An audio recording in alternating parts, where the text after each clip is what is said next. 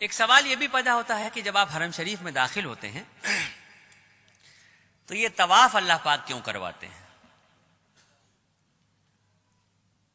عجیب سا سوال ہے نا بھائی.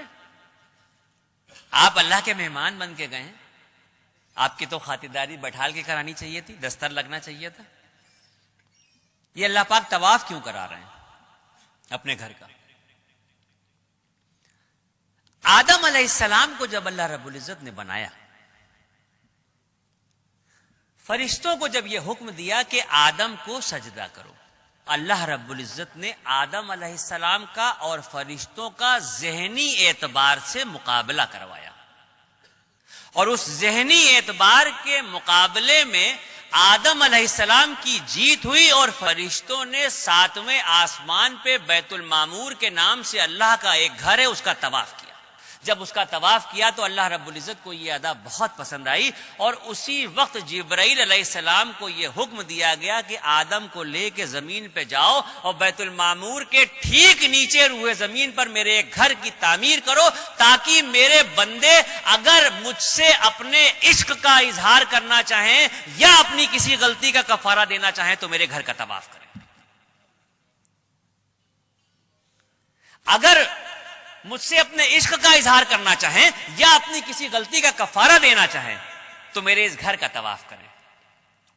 اور سن لیجئے، ہم جو اللہ کی اشرف المخلوق ہیں، ہماری جب تک سانس چل رہی ہے آپشن کھلے ہوئے ہیں ہمارے سامنے. ہم زندگی میں جتنی بار چاہیں مکہ شریف جائیں، جتنی بار چاہیں حرم شریف جائیں، اور جتنا چاہیں اتنا طواف کریں. لیکن وہ جو بیت المعمور کے نام سے اللہ کا گھر ہے جس کے فرشتے صرف طواف کرتے ہیں، تو 70,000 فرشتے روز اس گھر کا طواف کرتے ہیں، اور ایک بار جو فرشتہ طواف کر رہا ہے قیامت تک اس کا دوبارہ نمبر نہیں آئے گا. اتنے فرشتے ہیں، اس درجہ طواف ہو رہا ہے کہ ایک بار جو طواف ہو رہا ہے وہ دوبارہ نہیں آئے گا. اب یہ جو زمین پہ خانہ کعبہ کی تعمیر ہوئی، تو اب تو ترقی ہو چکی ہے دنیا میں، ہر چیز آسان ہو گئی ہے. آپ گوگل پہ دیکھ سکتے ہیں، نقشہ اٹھا کے دیکھ سکتے ہیں، موبائل پہ دیکھ سکتے ہیں، کسی بھی طرح سے اگر آپ دیکھنا چاہیں آپ گوگل کے نقشے پہ جا کے دنیا کا نقشہ ڈالیے، اور دنیا کے نقشے پہ جب آپ دیکھیں گے تو پوری دنیا آپ کو گول دکھائی دے گی. یہ تو نقشے کے دیکھے بغیر بھی سب کو پتا ہے کہ دنیا گول ہے. اس دنیا کے گول کے بیچ میں جو سینٹر ہے، بالکل انچوں سے ناپ لیجئے، ایک ایک سوت کے حساب سے ناپ لیجئے، پوری جو گول دنیا ہے اس کے بیچ کا جو سینٹر ہے، اس گول سینٹر پہ یہ کعبۃ اللہ کی تعمیر ہوئی ہے. اب یہاں پر بات ختم نہیں ہوتی، یہ تو بات سمجھ میں آ گئی کہ دنیا گول ہے، اور دنیا گول ہے تو اس کے بیچ میں خانہ کعبہ ہے. یہ بات یہاں پہ ختم نہیں ہوتی.